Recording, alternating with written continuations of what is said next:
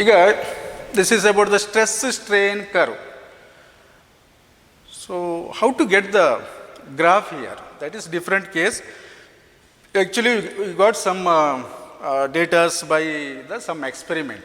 ನಾವು ಯಾವುದೋ ಒಂದು ಎಕ್ಸ್ಪೆರಿಮೆಂಟ್ ಮಾಡಿದ್ದಾರೆ, ಆ ಎಕ್ಸ್ಪೆರಿಮೆಂಟಿನ ವ್ಯಾಲ್ಯೂಸನ್ನೆಲ್ಲ ತೊಗೊಂಡಿದ್ವಿ ಅಂದ್ಕೊಳ್ಳೋಣ. Actually I will explain how to determine the Young's modulus shortly. ಇಲ್ಲೇನಾಗುತ್ತೆ ಕೇಳಿದರೆ, ಈ ಒಂದು ಸ್ಟ್ರೆಸ್ ಸ್ಟ್ರೇನ್ ಗ್ರಾಫನ್ನು ನಾವು ಡ್ರಾ ಮಾಡಬೇಕು ಅಂದರೆ, so we are taking a some wire and we are applying a stress on it. Gradually we are increasing the stress and we are recording the change in the strain. What is the value of the strain? ನಾವೇನು ಮಾಡ್ತೀವಿ ಅಂದರೆ, ಒಂದು ವೈರನ್ನು ತಗೋತೀವಿ, ಅದಕ್ಕೆ ಸ್ಟ್ರೆಸ್ಸನ್ನು ಜಾಸ್ತಿ ಮಾಡ್ತಾ ಹೋಗ್ತೀವಿ, ಮತ್ತು ಸ್ಟ್ರೇನನ್ನು ಕೂಡ ಜಾಸ್ತಿ ಅಂದರೆ ರೆಕಾರ್ಡ್ ಮಾಡ್ಕೊಳ್ತಾ ಹೋಗ್ತೀವಿ. ಸ್ಟ್ರೇನ್ ನಾವು ಜಾಸ್ತಿ ಮಾಡೋದಲ್ಲ, ಅದಾಗ ಆಗೋದು. ಸ್ಟ್ರೆಸ್ ನಮ್ಮ ಕೈಲಿದೆ, strain happens, so that is due to the property of the material. Okay, so ಇಲ್ಲೇನಾಯಿತು ಕೇಳಿದರೆ, ಈ ಪ್ರತಿ ಎಕ್ಸ್ಪೆರಿಮೆಂಟಲ್ಲೂ ಕೂಡ so we are increasing the stress and we are decreasing the stress. ಸ್ಟ್ರೆಸ್ಸನ್ನು ಜಾಸ್ತಿ ಮಾಡ್ತೀವಿ, ಮತ್ತು ಹಾಗೆ ಕಡಿಮೆ ಮಾಡ್ತಾ ಹೀಗೆ ಚೆಕ್ ಮಾಡ್ತಾ ಹೋಗ್ತೀವಿ. ಓಕೆ, ಸಿ ದ ಗ್ರಾಫ್ ನಾವು. From O to A graph is linear. O to A graph is linear. Linear means what? So they are directly proportional. ಹಾಗಾಗಿ ನಾವೇನಂತೀವಿ, so from O to A graph is linear. It means it obey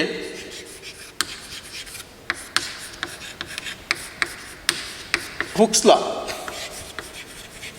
ಈ O ಇಂದ ಇಲ್ಲಿವರೆಗೆ ಈ ಮಧ್ಯದಲ್ಲಿ ಎಲ್ಲೇ ನೀವು ಒಂದು ಸ್ಟ್ರೆಸ್ ಮತ್ತು ಸ್ಟ್ರೇನನ್ನು ಚೆಕ್ ಮಾಡಿದರೆ, so stress is directly proportional to strain, therefore the Hooke's law is valid. It can be applied here. ಇಲ್ಲಿವರೆಗೆ ನಾವು ಅದನ್ನು ಅಪ್ಲೈ ಮಾಡ್ಬೋದು ಅಂತ ಕರಿತೀವಿ. ಅರ್ಥ ಇಷ್ಟೇ.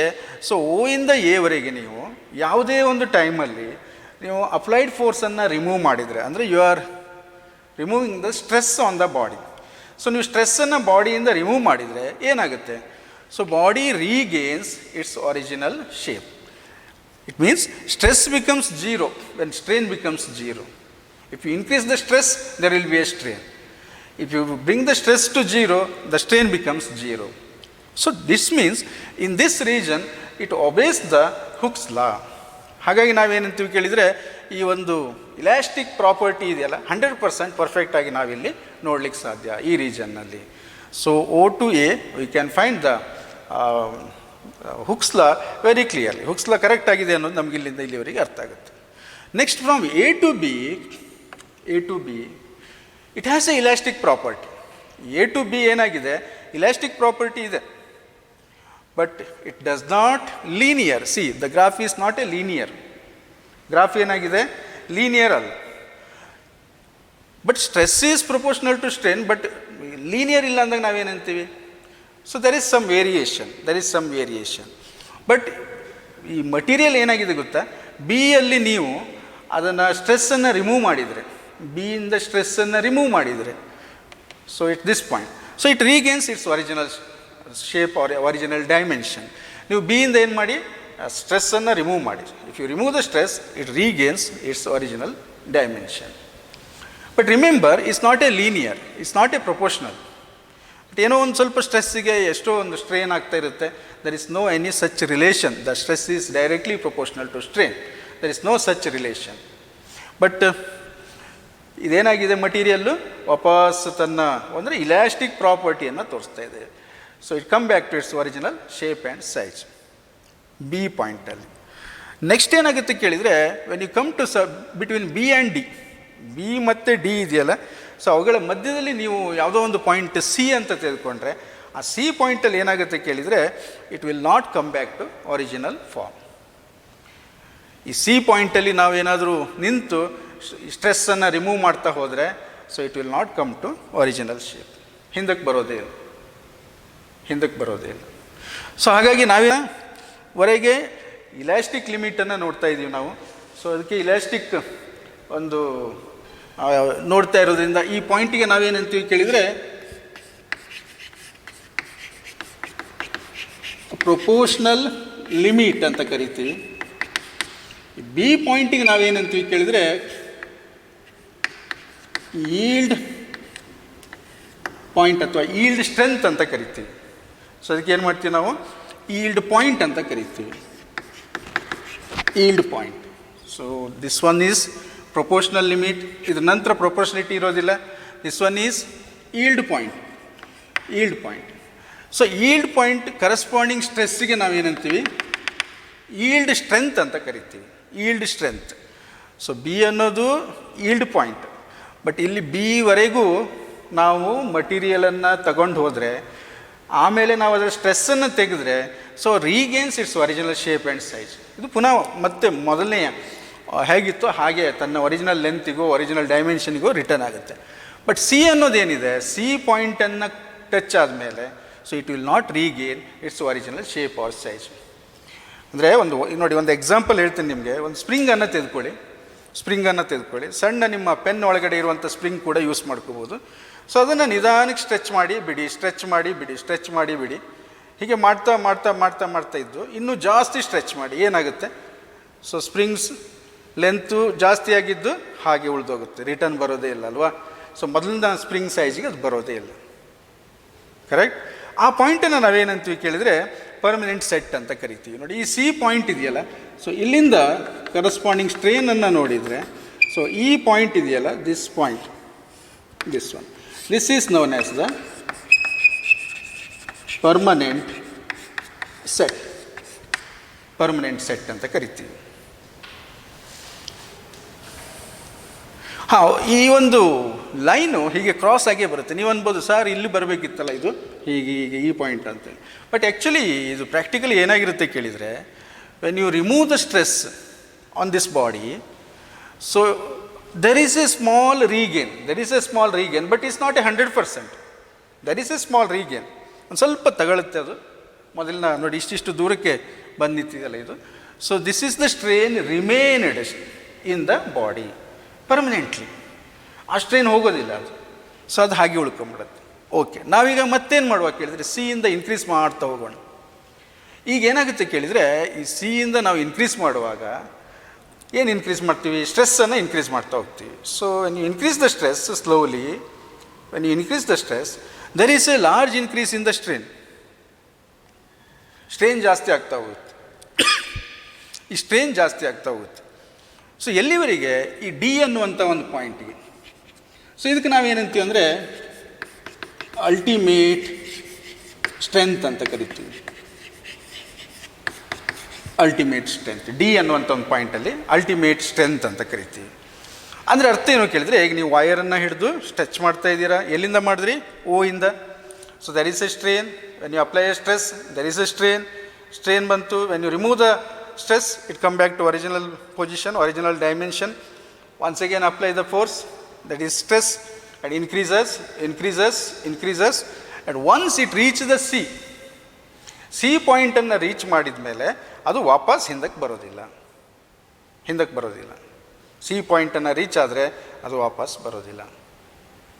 ಆಮೇಲೆ ಏನು ಮಾಡಬೇಕು ಹಾಗಾದರೆ, ಇದ್ರ ನಂತರದಲ್ಲಿ ನೀವು ಅಪ್ಲೈ ಮಾಡಿದರೆ, ಫೋರ್ಸನ್ನು ಹಾಕ್ತಾ ಹೋದಾಗಿ ಇದು ಏನು ಮಾಡುತ್ತೆ, so there is some opposition is there, so but still it is increasing in length. Strain ಆಗ್ತಾ ಇದೆ ನೋಡಿ, ಸ್ಟ್ರೇನ್ ಇನ್ಕ್ರೀಸ್ ಆಗ್ತಾ ಇದೆ.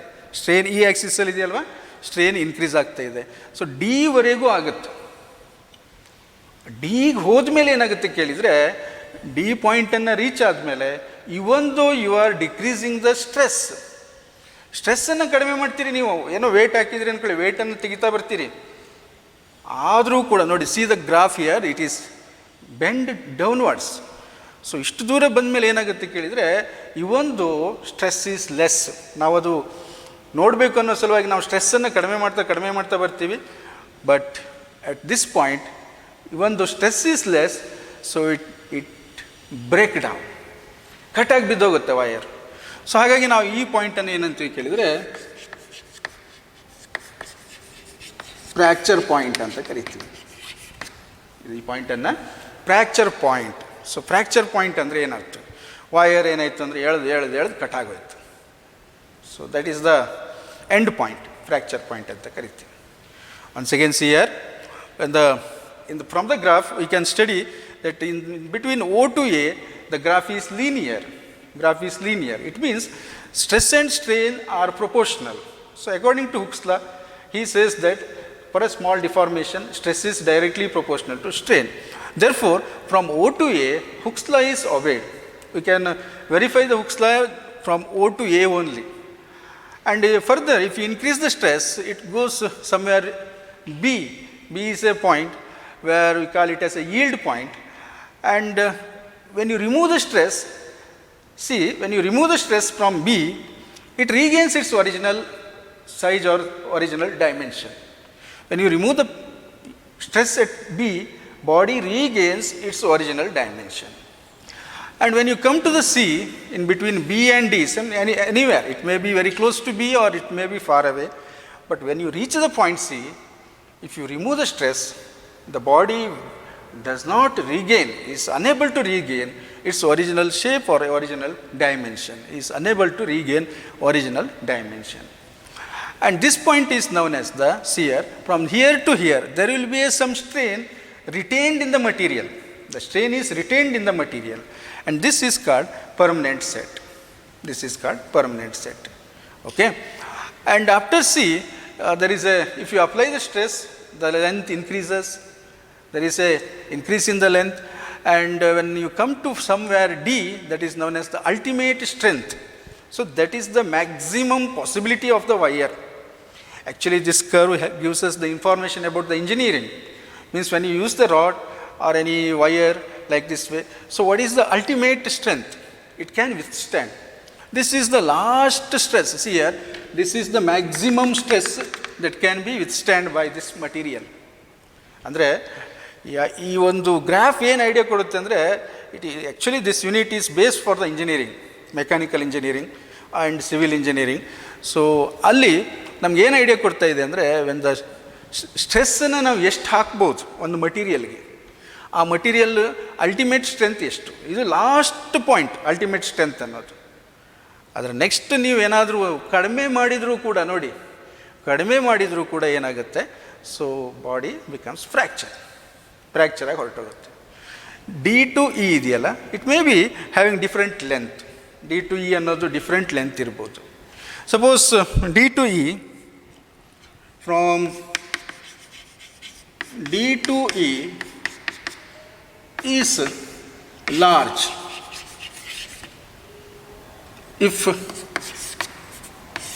from D to E is large, that gap is large. ಇಲ್ಲಿ ನೋಡಿ, ಈ ಡಿ ಇಂದ ಈವರೆಗೆ ಬರುವಂಥ ಲೆಂತ್ ಇದೆಯಲ್ಲ, ಇದು ಉದ್ದ ಗ್ರಾಫಿನ ಲೆಂತ್ ಜಾಸ್ತಿ ಇದ್ರೆ ಏನಂತೀವಿ ನಾವು, so the material is ductile.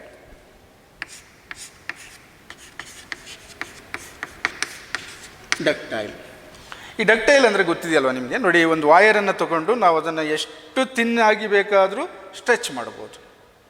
ಅಂಥ ಮಟೀರಿಯಲ್ಗೆ ಈ ಗ್ಯಾಪ್ ಇದೆಯಲ್ಲ, ಡಿ ಟು ಇ, ಇದು ಜಾಸ್ತಿ ಇರುತ್ತೆ. ಡಕ್ಟೈಲ್ ಅಂದರೆ ಗೊತ್ತಾಯ್ತಲ್ವ. So that is the property of the solids, one of the property that you can stretch the material to a so thin wire, long thin wire. Such property can be identified here. D to E is large, and if D to E is very close or E is close to D, E is close to D, ಡಿಗೆ ಸಮೀಪದಲ್ಲಿದ್ದರೆ ಏನಾಗುತ್ತೆ, D ಪಕ್ಕದಲ್ಲೇ E ಇದೆ ಅಂದ್ಕೊಳ್ಳಿ. So ಅರ್ಥ ಏನು ಕೇಳಿದರೆ, ಯಾವಾಗ ಈ ಅಲ್ಟಿಮೇಟ್ ಸ್ಟ್ರೆಂತನ್ನು ದಾಟುತ್ತೋ ತಕ್ಷಣ ಬ್ರೇಕ್ ಆಗುತ್ತೆ ನೋಡಿ. ಬಟ್ ಇಲ್ಲೇನು ಕೇಳಿದರೆ, ಅಲ್ಟಿಮೇಟ್ ಫಸ್ಟಿನ ಕೇಸಲ್ಲಿ ಅಲ್ಟಿಮೇಟ್ ಸ್ಟ್ರೆಂತನ್ನು ದಾಟಿ ತುಂಬ ಸ್ವಲ್ಪ ಟೈಮ್ ತೊಗೊಂಡಿದೆ ನೋಡಿ ಬ್ರೇಕ್ ಆಗಲಿಕ್ಕೆ. ಇನ್ನೊಂದು ಕೇಸ್ ಏನು ಅಂದರೆ, ಅಲ್ಟಿಮೇಟ್ ಸ್ಟ್ರೆಂತನ್ನು ದಾಟಿದ ಕೂಡಲೇ ಬ್ರೇಕ್ ಆಗುವಂಥದ್ದು. ಅಂಥ ಮಟೀರಿಯಲ್ಗೆ ನಾವು ಬ್ರಿಟಲ್ ಅಂತ ಕರಿತೀವಿ, ಬ್ರಿಟಲ್. ಸೊ ಎಕ್ಸಾಂಪಲ್ ಏನು ಕೇಳಿದರೆ ನೋಡಿ, ಕೆಲವು ಸಾಲಿಡ್ಸ್ಗಳನ್ನು ನಾವು ಹಿಡಿದು ಸ್ಟ್ರೆಚ್ ಮಾಡಿದಾಗ ಆರ್ ಕಾಂಪ್ರೆಸ್ ಮಾಡಿದಾಗ ಏನಾಗುತ್ತೆ ಕೇಳಿದರೆ, ಈ ಮೆಟಲ್ಸ್ಗಳನ್ನು ನೋಡಿದಾಗ ನಿಮ್ಗೆ ಗೊತ್ತಾಗುತ್ತೆ. So it can be stretched, ಅಂದರೆ ಎಳೆದು ಎಳೆದು ಎಳೆದು ಎಳೆದು ಉದ್ದ ಮಾಡ್ತಾ ಹೋಗ್ಬೋದು. So that is ductile. But when you take a glass ರಾಡನ್ನು ತೆಗೆದುಕೊಂಡ್ರೆ you can bend for a while, ಸ್ವಲ್ಪ ಬೆಂಡ್ ಮಾಡ್ಬೋದು. ಇನ್ನೂ ಬೆಂಡ್ ಮಾಡಿದರೆ ಬ್ರೇಕ್ ಆಗಿ ಚೂರಾಗ್ಬಿಡುತ್ತೆ. So those materials are brittle ಅಂತ ಕರಿತೀವಿ ನಾವು. Okay. So next, determination of Young's modulus of the wire. Young's ಮಾಡ್ಯುಲಸ್ನ ಎಕ್ಸ್ಪ್ರೆಷನ್ ನಮ್ಗೆ ನೆನಪಿದೆ. So Young's ಮಾಡ್ಯುಲಸ್ನ expression y is equal to F by A into L by delta L ಅಲ್ವಾ, ನಾವು ಅದನ್ನು ನೋಡಿದ್ವಿ. ಸೊ ಅಲ್ಲಿ ನಾವು ಒಂದು ಎಕ್ಸ್ಪೆರಿಮೆಂಟಲಿ ಯಂಗ್ಸ್ ಮಾಡ್ಯುಲಸನ್ನು ವೆರಿಫೈ ಮಾಡಬೇಕು ಅನ್ನೋದಾದರೆ ಏನು ಮಾಡಬೇಕು ಅನ್ನುವಂಥದ್ದು. ಸೊ ಫಸ್ಟ್ ಏನು ಮಾಡುವ ಕೇಳಿದರೆ, C here this is the experimental arrangement. Now these are the two wires of the same material having the same dimension. Dimension in the sense the cross-sectional area has the same value for both wires. That means the both wires having the same radius and of the same material. Same material is very important. The two wires are suspended from a rigid support. The wires are named as A and B from a height of the ceiling. So this is suspended. It's a very long wire. And at the end there is a pan to put some weight here. There is a pan for both wires. And see here, this is a scale, that is a meter scale. This one is the meter scale, and here is vernier is attached for this one. It means with respect to this wire, if there any change in the length of this wire, so we can find out from this vernier scale arrangement. And this wire is known as the reference wire. This is the standard wire. It's known as the reference wire. And this one is the experimental wire. But remember, both are of the same material. Okay. ಈ ಒಂದು ಅರೇಂಜ್ಮೆಂಟಲ್ಲಿ ಹೇಗಿರುತ್ತೆ ಅಂದರೆ, ನಾವು ಒಂದೇ ಥರದ ಎರಡು ವಯರ್ಗಳನ್ನು ತೆಗೆದುಕೊಂಡಿರ್ತೀವಿ. ಆ ವಯರ್ನ radius same ಇರಬೇಕು. ಸೊ ತುಂಬ ಲೆಂತ್ ಜಾಸ್ತಿ ಇರುವಂಥ ಈ ಸಿಮಿಲರ್ ವಯರ್ಗಳನ್ನು ನಾವು ಒಂದು ರಿಜಿಡ್ ಸಪೋರ್ಟಿಂದ ಸೀಲಿಂಗಿಗೆ ತೂಗಾಕಿ ಕೆಳಗಡೆ ಬಿಟ್ಟಿರ್ತೀವಿ. ಈ ಫಸ್ಟ್ ಏನಾಯಿತು, ಮೇಲ್ಗಡೆ ಅದನ್ನು ಫಿಕ್ಸ್ ಮಾಡಿಬಿಟ್ಟಿದ್ದೀವಿ. ಕೆಳಗಡೆ ಎಂಡಲ್ಲಿ ಒಂದು ಪಾನನ್ನು ಅಟ್ಯಾಚ್ ಮಾಡ್ತೀವಿ. ಯಾಕೆಂದರೆ ಅದರಲ್ಲಿ ಒಂದು ವೇಟನ್ನು ಹಾಕಲಿಕ್ಕೆ ನಾವು. ಸೊ ನಾವೇನು ಮಾಡ್ತಾಯಿದ್ದೀವಿ ಅಂದರೆ, ಇದಕ್ಕೆ ವೇಟ್ ಹಾಕೋದಂದ್ರೆ ಅರ್ಥ ಏನು? So we are applying the ಫೋರ್ಸನ್ನು ಅಪ್ಲೈ ಮಾಡ್ತೀವಿ. ಅವಾಗ ಏನಾಗುತ್ತೆ, ಲೆಂತ್ ಇನ್ಕ್ರೀಸ್ ಆಗುತ್ತೆ. ಸೊ ಒಂದನ್ನು ಫಿಕ್ಸ್ ಇಟ್ಕೊಂಡಿರ್ತೀವಿ, ನಾವು ಅದಕ್ಕೆ ರೆಫರೆನ್ಸ್ ವಯರ್ ಅಂತ ಕರಿತೀವಿ. ಇನ್ನೊಂದನ್ನು ಎಕ್ಸ್ಪೆರಿಮೆಂಟಲ್ ವಯರ್ ಅಂತ ಕರಿತೀವಿ. ನಾವು ಇಲ್ಲಿ ವೇಟನ್ನು ಚೇಂಜ್ ಮಾಡ್ತಾ ಹೋಗ್ತೀವಿ. ಸೊ ಚೇಂಜ್ ಮಾಡ್ತಾ ಹೋದಾಗ ಏನು ಚೇಂಜಸ್ ಆಗಿದೆಯೋ ಅವನ್ನೆಲ್ಲ ಲೆಂತ್ಗಳನ್ನು ನಾವು ರೆಕಾರ್ಡ್ ಮಾಡ್ತಾ ಹೋಗ್ತೀವಿ. ಓಕೆ, ನಾವು see here, first these two wires are suspended and there may be some twist or there may be some loop or so you have to clear all those things. You have to make it straight wire by adding some initial weight on the pan. ಏನು ಮಾಡಿ, starting ಒಂದು ಸ್ವಲ್ಪ first ಒಂದಿಷ್ಟು ವೇಟನ್ನು ಹಾಕ್ಬಿಡೋದು ಎರಡೂ ಕಡೆ equal ಆಗಿ. ಏನಾಗುತ್ತೆ, wire stretch ಆಗುತ್ತೆ, ಸ್ಟ್ರೇಟ್ ಆಗುತ್ತೆ. So it gives the stiffness. So there is no any such folding or anything remaining. ಏನೂ ಇರೋದಿಲ್ಲ, ಕ್ಲೀನಾಗಿ ಸ್ಟ್ರೇಟಾಗಿ ಇರುತ್ತೆ ವಯರ್. ಓಕೆ, ಈಗೇನು ಮಾಡಬೇಕು ಕೇಳಿದರೆ, we have to find the radius of the wire. ರೇಡಿಯಸ್ಸನ್ನು ಫೈಂಡ್ ಔಟ್ ಮಾಡೋದು ಹೇಗೆ? ನಮಗೆ ರೇಡಿಯಸ್ಸನ್ನು ಡೈರೆಕ್ಟಾಗಿ ಫೈಂಡ್ ಔಟ್ ಮಾಡೋಕ್ಕೆ ಆಗೋದೇ ಇಲ್ಲದೆ ಇರೋದ್ರಿಂದ, so you can find the ಡಯಾಮೀಟರ್ನ ಫೈಂಡ್ ಔಟ್ ಮಾಡ್ತೀವಿ ಯೂಸಿಂಗ್ ಸ್ಕ್ರೂ ಗೇಜನ್ನು ಯೂಸ್ ಮಾಡ್ತೀವಿ. So we are finding the diameter of the wire. Screw gauge use ಮಾಡೋದು ನೀವು ಲ್ಯಾಬಿಗೆ ಬಂದಾಗ ಫಸ್ಟ್ ಎಕ್ಸ್ಪೆರಿಮೆಂಟ್ ಅದನ್ನೇ ಮಾಡಿರ್ತೀರಿ. So therefore you are able to find the radius of the wire. Means you are finding the diameter and divide it by 2, then you will get the radius of the wire. Okay, ನಮಗೆ radius ಸಿಕ್ಕಿದೆ ಈಗ first. So ನಮಗೆ ಏನೇನು ಸಿಗುತ್ತೆ ನೋಡೋಣ. ಈಗ length of the wire ನಮ್ಗೆ ಗೊತ್ತಿದೆ. ಲೆಂತ್ ಆಫ್ ದ ವಯರ್ ನಾವೇನು ಮಾಡ್ತೀವಿ, ಫಸ್ಟೇ ನೋಡ್ಕೊಂಡ್ಬಿಡ್ತೀವಿ. That is denoted by L, length of the wire. Next ಏನು ಮಾಡ್ತೀವಿ ಕೇಳಿದರೆ, ರೇಡಿಯಸನ್ನು ಫೈಂಡ್ ಔಟ್ ಮಾಡ್ಕೊತೀವಿ. Radius of the wire using ಏನು ಮಾಡ್ತೀರಿ, ಸ್ಕ್ರೂ ಗೇಜನ್ನು ಯೂಸ್ ಮಾಡಿ ರೇಡಿಯಸ್ ಆಫ್ ದ ವಯರನ್ನು ಫೈಂಡ್ ಔಟ್ ಮಾಡ್ತೀರಿ. ಈಗ ನಮಗೇನು ಬೇಕು ಹಾಗಾದರೆ, cross sectional area or simply area, cross sectional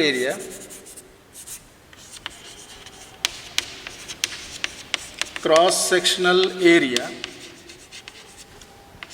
of wire. So that is equals to, that is actually A alva, that A equals to 5r².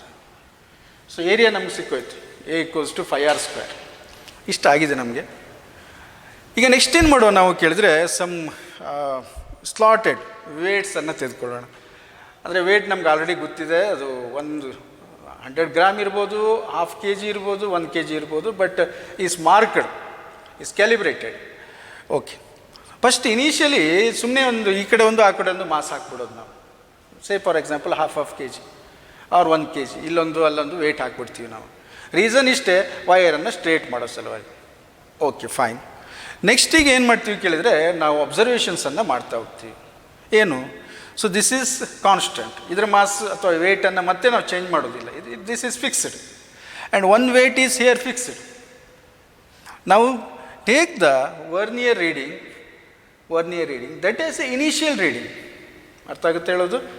ಈ condition ಉಳಿದ 2 ವೇಟ್ಗಳನ್ನು ಹಾಕಲಿಲ್ಲ ನಾನು, ಸಿಂಪ್ಲಿ ಇಲ್ಲೊಂದು ಇದೆ. ವರ್ನಿಯರ್ ರೀಡಿಂಗನ್ನು ನೋಡ್ಕೊಳ್ಳೋದು ನಾವು. Observe the vernier reading, that is the initial reading. Now put some weight in this palm. Put some weight. There is an increase in the length because you applied some force on it. Force ಹಾಕಿದ್ರಿ ನೀವು ಇದ್ರ ಮೇಲೆ, ಅಂದರೆ ವೇಟನ್ನು apply ಹ್ಯಾಂಗ್ ಮಾಡೋದ್ರಿಂದ ಅರ್ಥ ಏನು? So you are applying the force on this wire. So there will be increase in the length, there will be a change in the position and you have to be noted. Weight ಹಾಕಿದಾಗ ಏನಾಗುತ್ತೆ? Length increase ಆಗುತ್ತೆ. ನೀವು ಅಂದ್ಕೊಂಡ ಹಾಗೆ ಒಂದು wait ಹಾಕಿದಾಗ 2-3 centimetre ಅಷ್ಟು ಮುಂದಕ್ಕೆಲ್ಲ ಬರೋದಿಲ್ಲ. So ತುಂಬ ಕಡಿಮೆ ಪ್ರಮಾಣದಲ್ಲಿರುತ್ತೆ. The increase in the length is very small. So small variation can be recorded from this instruments. Advanced ಇನ್ಸ್ಟ್ರೂಮೆಂಟ್ಗಳು ಬಂದಿವೆ. ಜಸ್ಟ್ ಇದೊಂದು diagram which indicate the principle of the Young's modulus. To find the Young's modulus ಒಂದು ನಿಮಗೆ ಒಂದು outlook ಇದೆ ಇದರಲ್ಲಿ. Actual ಎಪರೇಟಸ್ ಏನಿದೆ ಭಾಳ ಆ್ಯಕ್ಯುರೇಟಾಗಿ ಮೆಜರ್ ಮಾಡಲಿಕ್ಕೆ of the order of micrometre. So 10⁻⁶ difference ಇದ್ದರೂ ಕೂಡ ಅದನ್ನು ಫೈಂಡ್ ಔಟ್ ಮಾಡುವಂಥ ಇನ್ಸ್ಟ್ರೂಮೆಂಟ್ಗಳನ್ನು ನಾವು ಇವತ್ತು ಯೂಸ್ ಮಾಡ್ತಾ ಇದ್ದೀವಿ. So there is a small increase in the length in this wire, and with respect to this wire we can find the displacement, the wire displaced, this pointer displaced from initial position to somewhere. So you get the value, that is the change in length. Now you can repeat the experiment for different weights. ಬೇರೆ wait ತಗೊಂಡು ಎಕ್ಸ್ಪೆರಿಮೆಂಟನ್ನು repeat ಮಾಡ್ತಾ ಹೋಗಿ. ಮತ್ತೇನು ಮಾಡಿ, next already ನೀವೀಗ ಒಂದು 5 kg ಹಾಕಿದ್ರಿ ಅಂದ್ಕೊಳ್ಳಿ, 5 ರೀಡಿಂಗ್ಸ್ ತೊಗೊಂಡಿದ್ರಿ. So remove the 5th one, 5 kg remove ಮಾಡಿ. Next remove the 4th one, record the observations once again, remove the 3rd one, remove the 2nd one and come to the first one. So you take the mean value of the both same weight readings. ಯಾವಾಗ ಇಲ್ಲಿ 2 kg ಇತ್ತು, ಹಿಂದಿನ ನಾವು 2 kg add ಮಾಡಿದಾಗ 2 kg total wait ಇದ್ದಾಗ ಎಷ್ಟು reading ಇತ್ತು, ನಾವು ಡಿಕ್ರೀಸ್ ಮಾಡ್ತಾ ಬಂದಿದ್ವಿ 2 kg ಇದ್ದಾಗ ಎಷ್ಟು ರೀಡಿಂಗ್ಸ್ ಇದೆ ಅದನ್ನು ನೋಡ್ಕೋಬೇಕು. If any difference, take the mean value, and if there is large difference, do it once again. So then you will get the delta L ಸಿಕ್ಕೋಯ್ತು ನಮಗೆ. That is change in length. So usually this is also calculated by graphically. Remember, graph ಅನ್ನು draw ಮಾಡಿಕೊಂಡು ಕೂಡ ನಾವು calculate ಮಾಡ್ತೀವಿ. But usually for 1 or 2 readings, if you calculate delta L, that is change in length for a applied load. So this is the force applied, that is m into g. ಈಗ ನಾವು Young's ಮಾಡ್ಯುಲಸ್ನ expression ನೆನಪು ಮಾಡ್ಕೊಳ್ಳೋಣ. That is expression for the Young's modulus is y equals to, usually this is the expression F/A into L by delta L. This is the expression. Now what is A here? A is the cross sectional area. ನಿಮ್ಗೆ already ಹೇಳಿದ್ದೀನಿ ನಾನು. What is F here? F is applied force. ನಾವು ಫೋರ್ಸನ್ನು ಹೇಗೆ apply ಮಾಡಿದ್ದೀವಿ? In terms of weight. ಹಾಗಾಗಿ ನಾವು ಇದನ್ನು ಏನು ಮಾಡೋದು? This is M into G, F ಬದಲು ಎಮ್ ಇಂಟು ಜಿ ಬರೀತೇನೆ, divided by area, cross sectional area is 5r square, and this is the length L as it is, and this is delta L as it is. See here we have all these values. ನಮಗೆ load ಗೊತ್ತಿದೆ, M into G ಎಷ್ಟು weight ಇದೆ ಅಂತೇಳಿ. ರೇಡಿಯಸನ್ನು ಸ್ಟಾರ್ಟಿಂಗೇ find out ಮಾಡ್ಕೊಂಡಿದ್ದೀವಿ screw ಗೇಜನ್ನು use ಮಾಡಿ. ಒರಿಜಿನಲ್ ಲೆಂತ್ ನೋಟ್ ಮಾಡ್ಕೊಂಡಿದ್ದೀವಿ. ಡೆಲ್ಟಾ ಎಲ್ ಚೇಂಜ್ ಇನ್ ಲೆಂತನ್ನು ವರ್ನಿಯರಿಂದ ಅಬ್ಸರ್ವ್ ಮಾಡಿದ್ದೀವಿ. Once you know all these values and substitute here, and you will get the value for the Young's modulus of that material. ನೀವು ಯಾವ ವೈರನ್ನು use ಮಾಡಿದಿರೋ ಆ ವೈರ್ನ, ದಿಸ್ ಈಸ್ ಎಕ್ಸ್ಪೆರಿಮೆಂಟಲ್ ವೈರ್, ಇದನ್ನು ಯಾವುದೇ ಇರ್ಬೋದು, ಬಟ್ ಯೂಶ್ವಲಿ ಸೇಮ್ ಮಟೀರಿಯಲ್ ತೊಗೊಂಡು ಮಾಡೋದು ಬೆಟರ್. ಅಂದರೆ ಈ ವೈರು 1 kg ಹಾಕಿದಾಗ ಎಷ್ಟು ಎಕ್ಸ್ಟೆನ್ಷನ್ ಆಗುತ್ತೋ ಇಲ್ಲೂ ಅಷ್ಟೇ ಆಗಿರಬೇಕು ಅನ್ನೋದು ಒಂದು ಪ್ರೊಸೀಜರ್, ಇಲ್ಲಾಂದರೆ ರೀಡಿಂಗ್ ತಪ್ಪುತ್ತೆ ಅನ್ನೋದು. But anyway, so this is experimental wire and we R taking the all these observations and we are find out the value for the Young's modulus. Okay, so this is about the experimental determination of Young's modulus. Okay, next ನಾವು ಈ ಒಂದು ಚಾಪ್ಟರನ್ನು study ಮಾಡಿದ್ದು ಯಾಕೆ ಅನ್ನುವಂಥದ್ದು.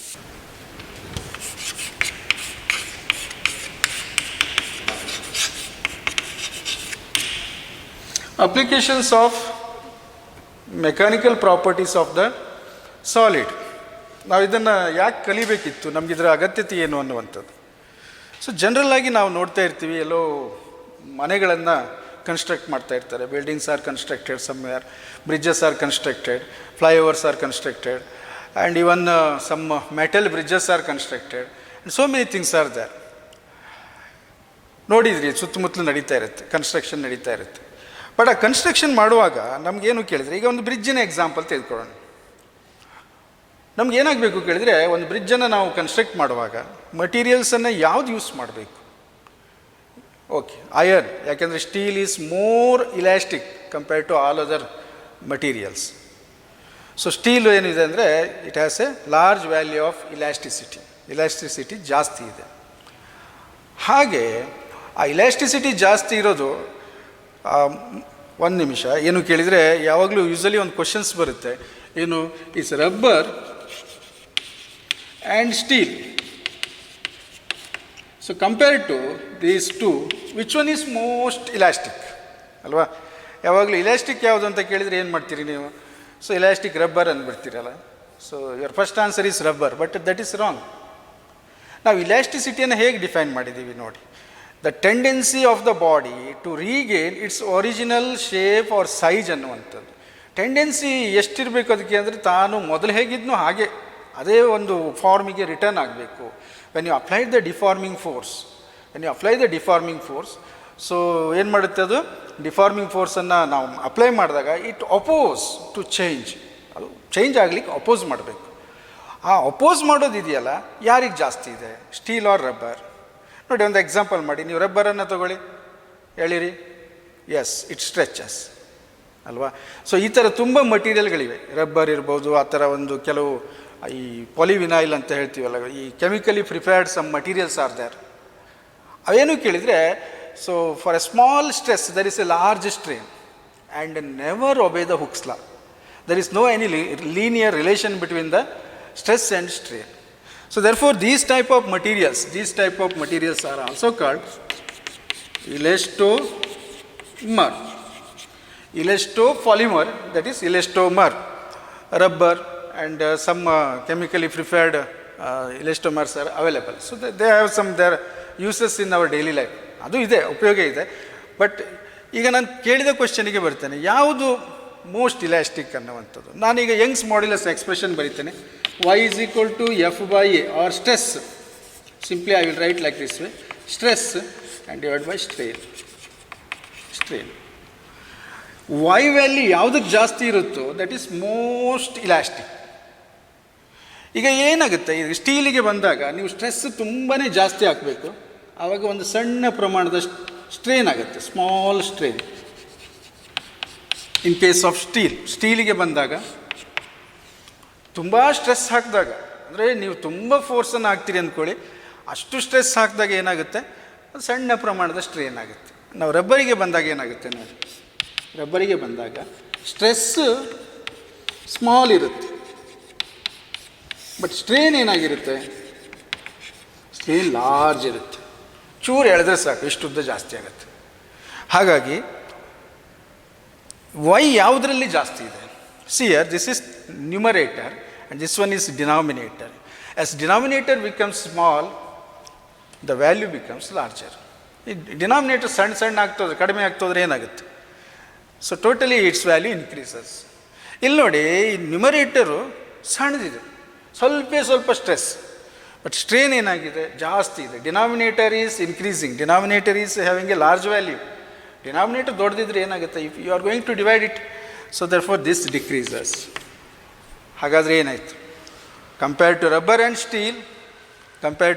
Steel, so steel is most elastic material. Steel elasticity ಹೆಚ್ಚಿರೋದು ಯಾರಿಗೆ ಅಂದರೆ ಸ್ಟೀಲ್ಗೆ, ರಬ್ಬರಿಗಲ್ಲ.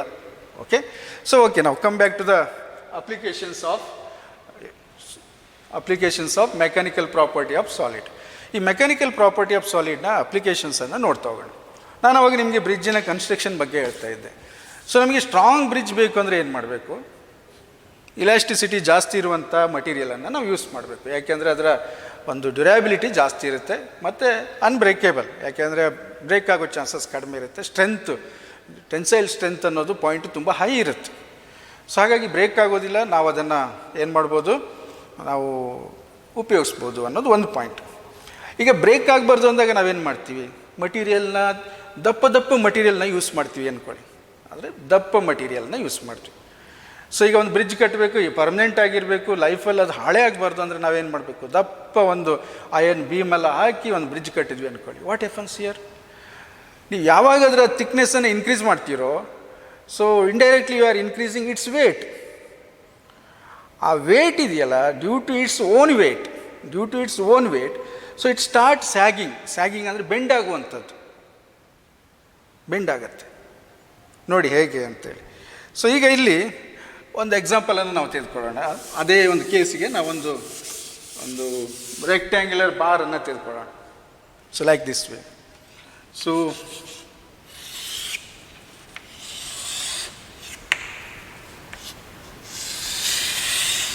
ಈ ರೀತಿ ಇದೆ. And this one is breadth,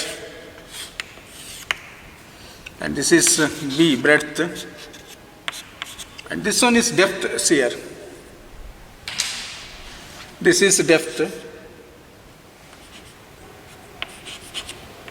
this is depth, and this one is length L.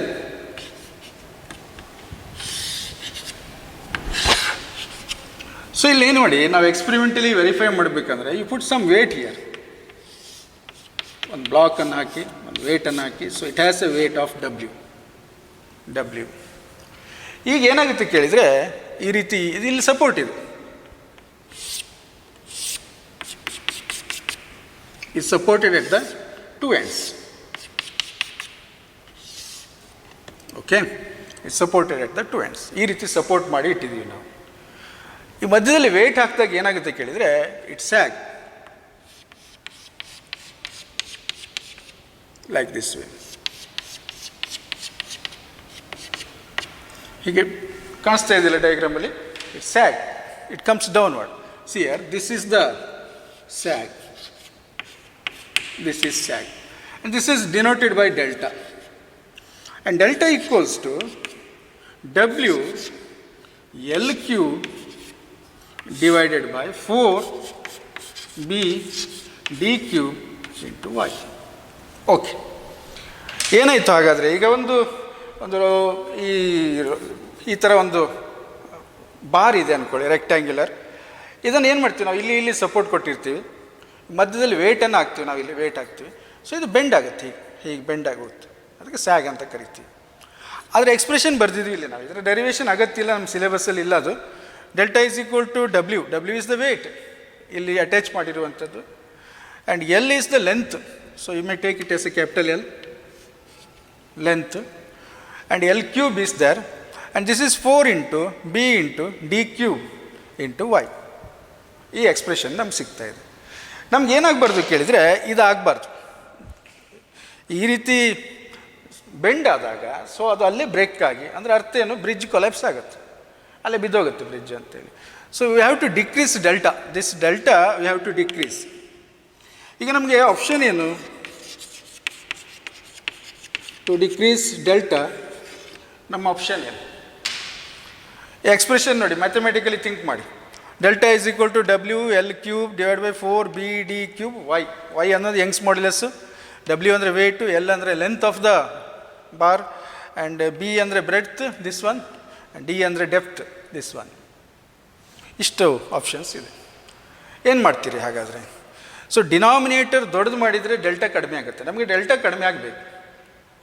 V have to decrease delta. So how we can decrease delta? One thing is use higher Young's modulus material. Okay, Y ಜಾಸ್ತಿ ಇರುವಂಥದ್ದು, Young's modulus ಜಾಸ್ತಿ ಇರುವಂಥದ್ದು ಅಂದರೆ most elastic ಮಟೀರಿಯಲ್ನ use ಮಾಡಿ. As we are using the same. Y ಮತ್ತು ಜಾಸ್ತಿ ಮಾಡಲಿಕ್ಕೆ ನಮ್ಮ ಹತ್ರ ಆಗೋದಿಲ್ಲ. ನೆಕ್ಸ್ಟ್, ಎಲ್ ನ್ಯೂಮರೇಟ್ರಲ್ಲಿದೆ, ಕ್ಯೂಬ್ ಫಾರ್ಮಲ್ ಇದೆ ನೋಡಿ, ಎಲ್ ಕ್ಯೂಬ್ ಅಂತ ಇದೆ. ಸೊ ನೀವು ಎಲ್ಲನ್ನು ಡಿಕ್ರೀಸ್ ಮಾಡಿ. ಇದು ಒಂದು ಎಷ್ಟು ಕ್ಯೂಬ್ ಫಾರ್ಮಲ್ ಇದೆ ನೋಡಿ. ಸೊ ಹಾಗಾಗಿ ಎಲ್ಲನ್ನು ಡಿಕ್ರೀಸ್ ಮಾಡಿ. ಎಲ್ಲಿ ಡಿಕ್ರೀಸ್ ಮಾಡಲಿಕ್ಕೆ ಸಾಧ್ಯ ಇಲ್ಲ, ಯಾಕೆಂದರೆ ಬ್ರಿಡ್ಜಿನ ಲೆಂತ್ ಎಷ್ಟಿತ್ತು, ನೀವು ಇನ್ನೂ ಕಡಿಮೆ ಮಾಡಿದರೆ ಬಿದ್ದೋಗುತ್ತೆ. Okay, next go for the B and D cube. Both are in the denominator. ಯಾವುದೋ ಒಂದನ್ನು ನಾವು ಏನು ಮಾಡ್ಬೋದು, ಒಂದನ್ನು ಇನ್ಕ್ರೀಸ್ ಮಾಡಿದರೆ, ನೆನ್ಪಿಟ್ಕೊಳ್ಳಿ, ನಮಗೆ ಡೆಲ್ಟಾ ಕಡಿಮೆ ಆಗಬೇಕು, ನಮ್ಗೆ ಡಿನಾಮಿನೇಟರ್ ಜಾಸ್ತಿ ಆಗಬೇಕು, ನ್ಯೂಮರೇಟ್ರ್ ಕಡಿಮೆ ಆಗಬೇಕು. ನ್ಯೂಮರೇಟ್ರ್ ಫಿಕ್ಸ್ ಮಾಡಿಬಿಟ್ಟಿದ್ವಿ, ಯಾಕೆಂದರೆ weight due to itself or weight is hanged or whatever it may be, weight is there, so we can't change that one. Length is there, we can't change that one. ಯಾಕೆ change ಮಾಡೋಕ್ಕಾಗಲ್ಲ ಅಂದರೆ ನಮ್ಮ ಕಂಡೀಷನ್ಸಿಗೆ ಅದು ಅಷ್ಟು ಬೇಕೇ ಬೇಕು. Okay, so we can change these two B and D. B and D ಅನ್ನು ಚೇಂಜ್ ಮಾಡ್ಬೋದು. ಬಟ್ ಇಲ್ಲೇನಾಗಿದೆ ಅಂದರೆ ಬಿ ಅನ್ನೋದು, so delta is proportional to B to the power of -1 and delta is proportional to D to the power of -3 ಅಲ್ವಾ? So ಯಾವಾಗ ಇದಕ್ಕೆ cube root ಇದೆಯೋ, so better to go for this one. ಡೆಪ್ತನ್ನು ನಾವೇನು ಮಾಡುವ, ಡೆಪ್ತನ್ನು ಜಾಸ್ತಿ ಮಾಡುವ. ನೋಡಿ, ಈ ಎಕ್ಸ್ಪ್ರೆಷನ್ಸ್ ಎಷ್ಟು ಕ್ಲೀನಾಗಿ ನಮ್ಗೆ ಐಡಿಯಾ ಕೊಡ್ತಾ ಇದೆ ಅಂದರೆ, without disturbing all those things, ನಾವೆಲ್ಲವನ್ನೂ ಚೇಂಜ್ ಮಾಡೋದು ಬೇಡ. Simply change the depth here, increase the depth. ಡೆಪ್ತನ್ನು ಯಾಕೆ ಇನ್ಕ್ರೀಸ್ ಮಾಡ್ತೀರಿ ಬ್ರೆಡ್ತ್ ಬದಲು? So it is in the power of 1, B to the power of 1, but here it is d to the power of 3. d to the power of 3 is there. Therefore, we can increase the d, keeping all other things same. Then delta becomes smaller and smaller and smaller. So we can reduce this delta value. ಹಾಗೆ bend ಆಗಬಾರ್ದು. ಆ ಒಂದು bar ಏನಾಗಬಾರ್ದು, ತನ್ನ ವೇಟಿಗೆ ಅಥವಾ ನಾವು ಹಾಕಿರೋ ವೇಟಿಗೆ ಅದು ಬೆಂಡಾಗಿ ಹೋಗಬಾರ್ದು. ಹಾಗೆ ಹೋಗೋದ್ರಿಂದ ಅದು ಒಂದು ಟೈಮಲ್ಲಿ ಬ್ರೇಕ್ ಆಗ್ಬೋದು. ಯಾವಾಗ ಅದು ಲಿಮಿಟ್ ಕ್ರಾಸ್ ಆಗುತ್ತೋ ಬ್ರೇಕ್ ಆಗ್ಬೋದು. ಹಾಗಾಗಬಾರ್ದು. ಸೊ ಅದಕ್ಕೆ ನಾವೇನು ಮಾಡ್ತೀವಿ, ಡೆಲ್ಟಾವನ್ನು ಇನ್ಕ್ರೀಸ್ ಮಾಡಬೇಕು ಅನ್ನೋದು ಐಡಿಯಾ ಸಿಕ್ತು ನಮಗೆ. ಸೊ ಈಗ ಅದನ್ನು ಡೆಲ್ಟಾ ಅಂದರೆ ಯಾವುದು? This one, this is delta. ಈ ಉದ್ದ ಇದೆಯಲ್ಲ, this length is delta. So delta increase ಮಾಡಬೇಕಂದ್ರೆ ಏನು ಮಾಡಬೇಕು ನಾವು? See or there is a one solution. So you have to take the, this one is D, this is D, no, and breadth and all those things keep as it is, no problem. Now we have to make some small change in the shape. ಸಣ್ಣ changes ಅನ್ನು ಮಾಡ್ಕೊಂಡ್ಬಿಡೋದು. ಏನು? So we are making the shape like this way. ಅಂದರೆ ನಿಮಗೆ ಇದನ್ನು front ವ್ಯೂವಲ್ಲೇ ತೋರಿಸ್ತೇನೆ ನೋಡಿ. So you are looking like this way, in this direction, you are looking in this direction. So then what happens here, this is the case and this is, yes, this is rod is like this way, it goes on. So ನೀವು ಎದುರುಗಡೆ ಬಂದು ನಿಂತ್ಕೊಂಡು ನೋಡ್ತಾ ಇದ್ದೀರಿ ಅಂದ್ಕೊಳ್ಳಿ. ಈಗೇನಾಗುತ್ತೆ ಕೇಳಿದರೆ, this is D. ನಾವು this is the D. So ಯಾರು ಇಂಡೈರೆಕ್ಟ್ಲಿ ಡಿನ ಇನ್ಕ್ರೀಸ್ ಮಾಡಿದ್ದೀವಿ. Increase the value of D, D ವ್ಯಾಲ್ಯೂವನ್ನು ಇನ್ಕ್ರೀಸ್ ಮಾಡಿದ್ದೀವಿ. ಏನಾಯಿತು ಆವಾಗ? Delta decreases. ನಿಮ್ಗೆ ಈಗ ಒಂದು ನೀವು ನೋಡಿದ್ದೀರಿ, ಇಷ್ಟೊತ್ತು ಅಬ್ಸರ್ವ್ ಮಾಡದೇ ಇರುವಂಥ ಒಂದು ಫ್ಯಾಕ್ಟ್ ಹೇಳ್ತಾನೆ. ರೈಲ್ವೆ ಟ್ರ್ಯಾಕಲ್ಲಿ ನೋಡಿ, ಆ ಒಂದು ಟ್ರ್ಯಾಕಿನ ಶೇಪನ್ನು ನೋಡಿ, ಅಥವಾ ಎಲೆಕ್ಟ್ರಿಕ್ ಫೋಲನ್ನು ನೋಡಿ, ಮೆಟಲ್ ಎಲೆಕ್ಟ್ರಿಕ್ ಫೋಲ್ ಇದ್ದರೆ, ಅಥವಾ ಯಾವುದೇ ಒಂದು ಬ್ರಿಡ್ಜಿಗೆ ಯೂಸ್ ಮಾಡಿರುವಂಥ ಈ ಥರ ಬಾರ್ಸ್ಗಳನ್ನು ನೋಡಿ ನೀವು. So they are all in this shape. ಇದಕ್ಕೆ ಐ ಶೇಪ್ ಅಂತ ಕರೀತಾರೆ. ಐ ಶೇಪ್ ಅಂತ ಕರೀತಾರೆ, ಇದನ್ನು ಐ ಶೇಪ್ ಅಂತ ಕರೀತಾರೆ. ಸೊ ಈ ಐಡಿಯಾ ಸಿಕ್ಕಿದ್ದು ನಮಗೆ ಎಲ್ಲಿ? ನಾವು ಇದರ ಪ್ರಾಪರ್ಟೀಸನ್ನು ಸ್ಟಡಿ ಮಾಡಿದ ಮೇಲೆ ನಮ್ಗೆ ಗೊತ್ತಾಯಿತು. ಇಲ್ಲದೇ ಇದ್ದರೆ ಏನಾಗ್ತಾಯಿತ್ತು, ನಾವು ಇದನ್ನು ಇನ್ನೂ ದಪ್ಪ ಮಾಡಿದ್ವಿ ಅಂದ್ಕೊಳ್ಳಿ, ಇಲ್ಲೇ ಡೈರೆಕ್ಟಾಗಿ ನಾನು ಡಿ ಜಾಸ್ತಿ ಮಾಡಿದರೆ ಅಫ್ಕೋರ್ಸ್ ಇದನ್ನು ನಾನು ಏನು ಮಾಡ್ಬೋದು, ಸ್ಟ್ರೇಟಾಗಿ ಇಟ್ಕೋಬೋದು. ಬಟ್ ಏನಾಗುತ್ತೆ, when you increase the D, weight of the beam becomes larger. Weight ಜಾಸ್ತಿ ಆಗ್ತಾ ಹೋಗುತ್ತೆ. ಸೊ ವೇಟ್ ಜಾಸ್ತಿ ಆಗ್ತಾ ಹೋದರೆ ಏನಾಗುತ್ತೆ ಅವಾಗ? ಮತ್ತೆ ಇದಕ್ಕೆ ಅದೇ ಪ್ರಾಬ್ಲಮ್ ಬರುತ್ತೆ. ಅದ್ರ ಬದಲು ಸೇಮ್ ಡೆಪ್ತನ್ನೇ ನಾವೇನು ಮಾಡಿದ್ವಿ, ಆ ಶೇಪನ್ನು ಚೇಂಜ್ ಮಾಡಿದ್ದೀವಿ like this. So now this becomes most strong, ಇದೀಗ ಪವರ್ಫುಲ್ ಆಗಿದೆ. So this is the one application in constructing the bridges or buildings. So you can think about the shape of the bars used. Okay, and another one is when you are using the pillars. See here,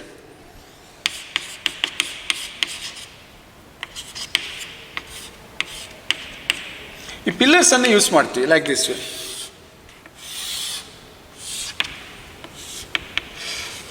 ನಾನು ಯಾವಾಗಲೂ ನಿಮ್ಗೆ ಒಂದು ಹೇಳಲಿಕ್ಕೆ ಇಷ್ಟಪಡ್ತೇನೆ, ಏನು ಕೇಳಿದರೆ ಈ stress ಅನ್ನೋದನ್ನು ಅರ್ಥ ಮಾಡ್ಕೊಳ್ಬೇಕಂದ್ರೆ ಏನು ಮಾಡಬೇಕು ಅಂತೇಳಿ.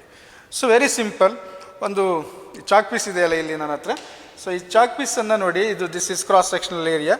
ಸೊ ನಿಮ್ಮಲ್ಲಿ ಯಾರಾದರೂ ಒಬ್ಬರು ಬಂದು ನನಗೆ ಇದನ್ನು ಪ್ರೆಸ್ ಮಾಡಿ ಅಂತ ಹೇಳ್ತೇನೆ ನಾನು. ಸೊ ನಿಮ್ಮ ಎಫರ್ಟ್, ಫುಲ್ ಎಫರ್ಟ್ ಹಾಕ್ಲಿಕ್ಕೆ ಅಡ್ಡಿಲ್ಲ, ನಾನು ಹೀಗೆ ಹೇಳ್ಕೊಳ್ತೇನೆ. ಸೊ ನೀವು ಬಂದು ಏನು ಮಾಡ್ತೀರಿ, ಈ ಚಾಕ್ ಪೀಸು ಮುರಿಬೋದು, ಅಷ್ಟು ಜೋರಾಗಿ ಪ್ರೆಸ್ ಮಾಡ್ತೀರಿ. ಸೊ ನಥಿಂಗ್ ಟು ವರಿ, ನನಗೇನು ಜಾಸ್ತಿ ಏನೂ ಅನಿಸ್ಲಿಲ್ಲ, ನನಗೆ ನೋವಾಗಲಿಲ್ಲ. ಅದೇ ಹುಡುಗನಿಗೆ ನಾನೇನು ಮಾಡ್ತೀನಿ, ಈಗ ನೋಡೋ ಒಂದು ನೀಡ್ಲು ತಗೋ, ಇಲ್ಲಾಂದರೆ ಕಂಪಾಸನ್ನು ತಗೋ ನಿನ್ನ ಹತ್ರ ಇರೋದು, ಸೇಮ್ ಅವಾಗ ಎಷ್ಟು ಫೋರ್ಸಲ್ಲಿ ಹಾಕಿದೆ ಅಷ್ಟೇ ಫೋರ್ಸಲ್ಲಿ ಹಾಕು, ಏನಾಗುತ್ತೆ ಆವಾಗ? ಇಟ್ ಮೇ ಪಾಸ್ ಔಟ್, ನನ್ನ ಕೈಯಿಂದ ದಾಟಿ ಈಚೆ ಬರ್ಬೋದು, ನನಗೆ ಡ್ಯಾಮೇಜ್ ಆಗುತ್ತೆ ಅಲ್ವಾ? ಸೊ ಏನಾಯಿತು, ಎರಡಕ್ಕೂ ಏನು ಡಿಫ್ರೆನ್ಸ್ ಇಲ್ಲಿ? ಒಂದು ಸರಿ ಥಿಂಕ್ ಮಾಡಿ, ಎರಡಕ್ಕೂ ಏನು difference? So difference is very simple. You applied the force first with the chalk piece, this is force, and second case you use the needle, this is second case, this is first case. ಇಲ್ಲೇನಾಗಿತ್ತು ಹಾಗಾದರೆ, this area is very important and this area is very important. So cross sectional area is very small, cross sectional area is very small, and here cross sectional area is very large compared to needle. ಈ ನೀಡ್ಲನ್ನು ನೋಡಿದಾಗ ನಮಗೆ ಇದರ area ತುಂಬ ದೊಡ್ಡದು ಅಂತ ಗೊತ್ತಾಗುತ್ತೆ. ಹಾಗಾದರೆ ಯಾಕೆ ಹೀಗಾಯಿತು ನಮಗೆ? ಅದೇ ಸೇಮ್ ಹುಡುಗ ಅಷ್ಟೇ ಫೋರ್ಸಲ್ಲಿ ಚಾಕ್ ಪೀಸಿಂದ ನನ್ನ ಕೈಗೆ ಹೋಲ್ ಮಾಡಲಿಕ್ಕೆ ಆಗಲಿಲ್ಲ, ಬಟ್ ಅವನೇನು ಮಾಡ್ದ, is able to do the hole with the needle ತಗೊಂಡು ಅವನೇನು ಮಾಡ್ದ, ನಮಗೆ ಕೈಯನ್ನು ಪಾಸ್ ಮಾಡಲಿಕ್ಕೆ ಆಯಿತು ಅವನಿಗೆ. ಏನು ಡಿಫ್ರೆನ್ಸ್ ಹಾಗಾದರೆ? ಓಕೆ, ಸ್ಟ್ರೆಸ್ ಅಂದರೆ ಏನು ಹಾಗಾದರೆ? This is force per area. ಈಗ ಥಿಂಕ್ ಮಾಡಿ, ಇಫ್ ಏರಿಯಾ ಡಿಕ್ರೀಸಸ್, ಡಿನಾಮಿನೇಟ್ರಲ್ಲಿ ಇದೆ, ಏರಿಯಾ ಡಿಕ್ರೀಸ್ ಆದರೆ ಏನಾಗುತ್ತೆ, automatically this value increases.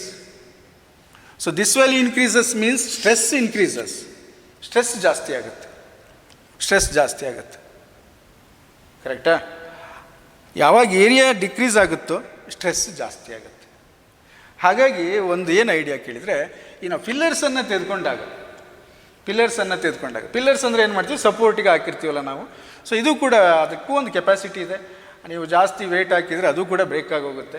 So ಹಾಗಾಗಿ ಏನು ಮಾಡ್ತೀವಿ ಕೇಳಿದರೆ, so you are using like this way. So extension of head, you are making the, ನೋಡಿ ಪಿಲ್ಲರ್ಸ್ ಯೂಸಲಿ ಈ ಥರ ಇರುತ್ತೆ ಶೇಪ್. ನೀವೆಲ್ಲೇ ಹೋಗಿ ಪಿಲ್ಲರ್ಸ್ನ ಎಂಡಲ್ಲಿ ಈ ಥರ ಎಕ್ಸ್ಟೆನ್ಷನನ್ನು ಮಾಡಿರ್ತಾರೆ. ಸೊ ದಟ್ ಸಪೋರ್ಟ್ಸ್, ನಾವೇನು ಮಾಡಿದ್ವಿ indirectly, we are increasing the what area, we are increasing the area. Area increase ಮಾಡಿದರೆ ಏನಾಗುತ್ತೆ ನೋಡಿ, stress equals to F by A ಇದೆಯಲ್ಲ. ಸಪೋಸ್ ನೀವು ಡಿನಾಮಿನೇಟರನ್ನು ಜಾಸ್ತಿ ಮಾಡಿದರೆ, if you increase the area, then what happens, denominator increases, so this value decreases, stress decreases.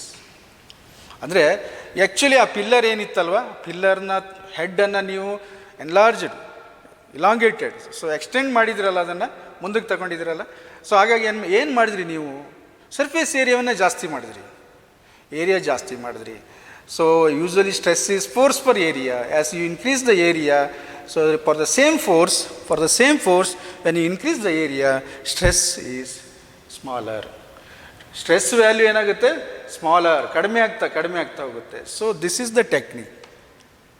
Okay, so these are the some applications of mechanical property of the solids. Okay, so usually it gives some idea. The mountains are not greater than 10 kilometer.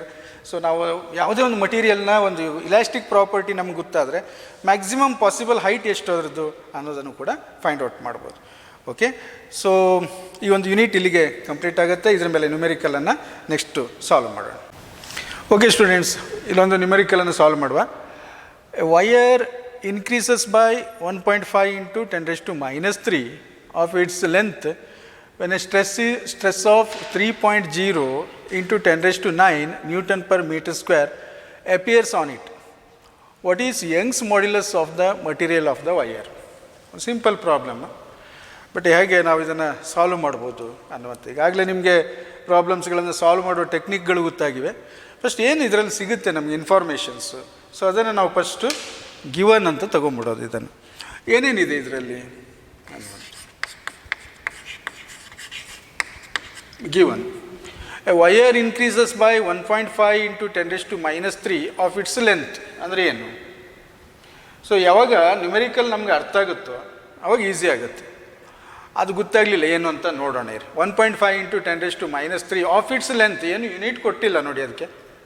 1.5 into 10⁻³ of its length, but metre ಅಂತಲೂ ಇಲ್ಲ, centimetre ಅಂತಲೂ ಇಲ್ಲ, ಏನೂ ಇಲ್ಲ. Okay, ಮುಂದೆ when a stress of 3.0 into 10⁹ Newton per meter square appears on it. What is Young's modulus of the material of the wire? Young's modulus find out ಮಾಡಬೇಕಂತ ಹೇಳಿದ್ದಾರೆ. ನಮಗೆ ಸದ್ಯಕ್ಕೆ ಕಾಣಿಸ್ತಾ ಇರೋದು ಸ್ಟ್ರೆಸ್. ಸೊ ಸ್ಟ್ರೆಸ್ಸನ್ನು ಕೊಟ್ಟಿದ್ದಾರೆ. ಸ್ಟ್ರೆಸ್ ಅಂದಾಗ ನಮ್ಗೆ ಗೊತ್ತಿದೆ that is force per area. But ಇಲ್ಲಿ ಏನು ಮಾಡಿದ್ದಾರೆ ಅಂದರೆ ಸ್ಟ್ರೆಸ್ಸನ್ನು ಡೈರೆಕ್ಟಾಗಿ ಕೊಟ್ಟಿದ್ದಾರೆ.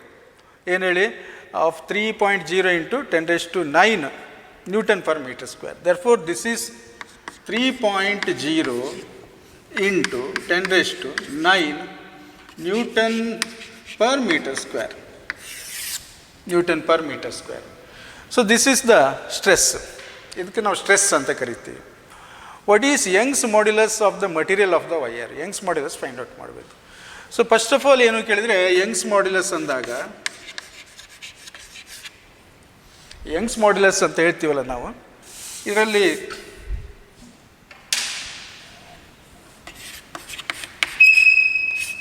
ಸೊಲ್ಯೂಷನಿಗೆ ಬಂದಾಗ ಯಂಗ್ಸ್ ಮಾಡ್ಯುಲಸನ್ನು ಫೈಂಡ್ ಔಟ್ ಮಾಡಬೇಕು ಅಂತ ಬಂದರೆ, so that is equals to stress by strain. ಇಷ್ಟೇ ಇರೋದು. ಈಗ ನೋಡಿ ಪ್ರಾಬ್ಲಮ್ಸನ್ನು ಮತ್ತೊಂದು ಸರಿ ನೋಡಿ. A wire increases by 1.5 into 10⁻³ of its length when a stress of 3.0 into 10⁹ Newton per meter square appears on it. What is Young's modulus of the material of the wire? ಇದಕ್ಕೆ unit ಇಲ್ಲ. This one ಏನಿರ್ಬೋದು? ಹಾಗಾದರೆ unit ಇಲ್ಲ ಅಂತಲ್ಲ ನಾನು ಹೇಳೋದು, meaning ನೋಡಿ. A wire increases by 1.5 into 10⁻³ of its length. So ಇದರ ಲೆಂತಿನ 1.5 ಇಂಟು 10⁻³ ಇನ್ಕ್ರೀಸ್ ಆಗಿದೆ. ಲೆಂತನ್ನು 1 ಅಂದ್ಕೊಂಡ್ರೆ ದಿಸ್ ಈಸ್ 1.5 ಇಂಟು 10⁻³ ಅಂದರೆ ಆ ಒಂದು ಎಲ್ಗೆ ಎಲ್ ಪ್ಲಸ್ ಡೆಲ್ಟಾ ಎಲ್ ಅನ್ನು ಫೈಂಡ್ ಔಟ್ ಮಾಡಿದ್ದಾರೆ, ಡೈರೆಕ್ಟಾಗಿ ಕೊಟ್ಟಿದ್ದಾರೆ. ಸೊ ದೇರ್ಫೋರ್ ಗಿವನ್ ಥಿಂಗ್ಸ್ ಏನಿದೆ ಇಲ್ಲಿ, ಸ್ಟ್ರೆಸ್ಸನ್ನು ಹೇಳಿಕೊಟ್ಟಿದ್ದಾರೆ, ಸ್ಟ್ರೇನನ್ನು ಹೇಳಿಕೊಟ್ಟಿಲ್ಲ ಡೈರೆಕ್ಟಾಗಿ. So strain equals to 1.5 into 10⁻³ so ನಿಮ್ಗೆ ಗೊತ್ತೇ ಇದೆ, ಸ್ಟ್ರೇನ್ ಅಂದರೆ ಯೂನಿಟ್ಲೆಸ್, ಸ್ಟ್ರೇನಿಗೆ ಯೂನಿಟ್ ಇರೋದಿಲ್ಲ ಅಂತೇಳಿ. ಹಾಗಾಗಿ ನಾವು y is equal to substitute ಮಾಡಿ, ಸ್ಟ್ರೆಸ್ ಎಷ್ಟಿದೆ that is 3.0 into 10⁻⁹ divided by strain is 1.5 into 10⁻⁻3. Very simple. So 3 divided by 1.5 that is equals to 2 into 10⁻⁹ is there, and -3 comes to the numerator, so it becomes 10⁻+3, and this is equals to 2 into 10⁻⁹ plus 3, that is 12 unit ಏನಿರುತ್ತೆ Newton per meter square. So this is the value of the Young's modulus. ಇಷ್ಟೇ ಇರೋದು problem. Okay, so ಇನ್ನೊಂದು ಸರಿ ನೋಡಿ ಏನು ಕೊಟ್ಟಿದ್ದಾರೆ ಅನ್ನೋದನ್ನು ನೋಡಬೇಕು. ಭಾಳ ಸಿಂಪಲ್ ಆಗಿರುವಂಥ ಪ್ರಾಬ್ಲಮ್ ಇದು. ಹೇಗೆ ಸಾಲ್ವ್ ಮಾಡೋದು? ಯಂಗ್ಸ್ ಮಾಡ್ಯುಲಸ್ ಅಂತ ಹೇಳಿದ್ದಾರೆ, ಸ್ಟ್ರೆಸ್ ಮತ್ತು ಸ್ಟ್ರೇನ್ ಕೊಟ್ಟಿದ್ದಾರೆ, ಅಂದರೆ ರೇಷಿಯೋ ಇದೆಯಲ್ಲ ಅದೇ Young's modulus. So will get the answer like this way, 2 into 10⁻12.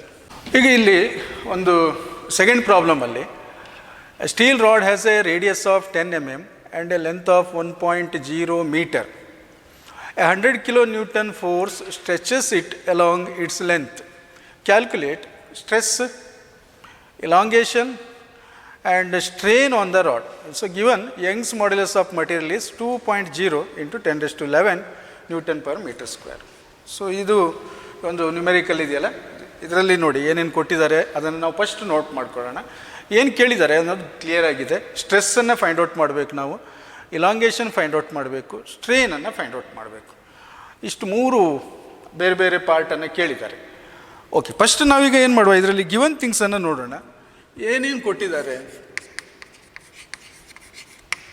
Okay, a steel rod has a radius of 10 mm. So ರೇಡಿಯಸನ್ನು ಕೊಟ್ಟಿದ್ದಾರೆ. ರೇಡಿಯಸ್ ಅಂದರೆ ಏನು ಅಂತೀವಿ ನಾವು, R equals to 10 mm. Radius R equals to 10 mm. 10 mm ಅನ್ನು SI convert ಮಾಡ್ಕೊಂಬಿಡಿ, ಯಾಕೆಂದರೆ ಅದೇ ಅಲ್ಲಿ ಗಿವನ್ ಥಿಂಗ್ಸನ್ನು ಬರಿತಾ ಕನ್ವರ್ಟ್ ಮಾಡೋದು ಕಲಿಯೋಣ. So can be converted into 10 into 10 raised to minus 3 meter. 10 into 10 raised to minus 3 meter. And length of 1.0 meter. Okay, length, so that is L equals to 1.0 meter.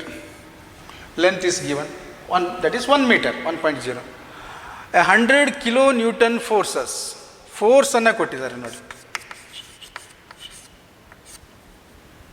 Forces or simply force, that is F equals to 100 kilonewton. kilonewton SI ಅಲ್ಲ, SI ಅಲ್ಲ ಅಂದರೆ SI Newton, SI kilo means what, 10 raised to 3. So that is 100 into 10 raised to 3 Newton. ಇನ್ನು simplify ಮಾಡಿಬೇಕಾದ್ರೆ 100 ಅಂದರೆ 10 raised to 2, 10 raised to 3, that is 5, that is equals to 10 raised to 5 newton, 10 raised to 5 newton. Okay, along its length ಮತ್ತೇನಿದೆ ಅದರಲ್ಲಿ, ಏನೂ ಇಲ್ಲ. Calculate stress. ಈಗ ನಾವು ಸ್ಟ್ರೆಸ್ಸನ್ನು find out ಮಾಡಬೇಕಂದ್ರೆ ಸ್ವಲ್ಪ ಥಿಂಕ್ ಮಾಡಿದರೆ ಗೊತ್ತಾಗುತ್ತೆ. ಅಂದರೆ stress is equal to force divide by area. Area ಕೊಟ್ಟಿದ್ದಾರೆ ಇಲ್ಲಿ? ಇಲ್ಲ. ಏರಿಯಾ ಏನಾಗಿದೆ? ಏರಿಯಾ ಕೊಡಲಿಲ್ಲ, ಬಟ್ ರೇಡಿಯಸನ್ನು ಕೊಟ್ಟಿದ್ದಾರೆ.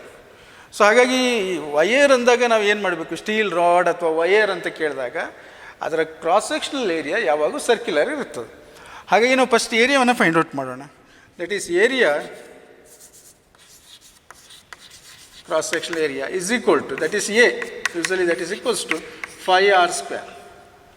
So 5r square ಅಂದಾಗ ಏನಾಯಿತು, this is 3.142, 5 ಅಂದರೆ 3.142 into R. R is how much? That is 10 into 10 raised to minus 3. This can be written as 10 raised to minus 2 meter, correct? 10 raised to minus 2 meter. So 10 raised to minus 2 square, 5r square. Now this becomes 3.142 into 10 raised to minus 4 meter square. Meter square ಯಾಕೆ ಅಂದರೆ area ಅಲ್ವಾ ಇದು. So we got the area. ಈಗ ನಾವೇನು ಮಾಡುವ, first to find the stress. ಈಗ ಸ್ಟ್ರೆಸ್ಸನ್ನು find out ಮಾಡುವ. Stress equals to force divide by area. ವ್ಯಾಲ್ಯೂಸನ್ನು ಸಬ್ಸ್ಟಿಟ್ಯೂಟ್ ಮಾಡಿ. This is equals to, force is how much, this one 10 raised to 5 divided by area, that is 3.142 into 10 raised to minus 4. Now this is, you can use the calculator, 1 divided by 3.142, or ಇದನ್ನು 22/7 ಅಂತ ತಗೊಂಡ್ರೆ 7/22 ಆಗುತ್ತೆ. So 7/22 calculator ಮಾಡಿ ಪವರ್ಸನ್ನು ಮೇಲೆ ತಗೊಂಡು ಬನ್ನಿ. -4 ಮೇಲೆ ಬಂದರೆ +5 ಆಗುತ್ತೆ. So will get the answer, that is 3.18 into ಅಂದರೆ 31 ಬರುತ್ತೆ, 10 raised to 8 Newton per meter square. So this is the answer, that is stress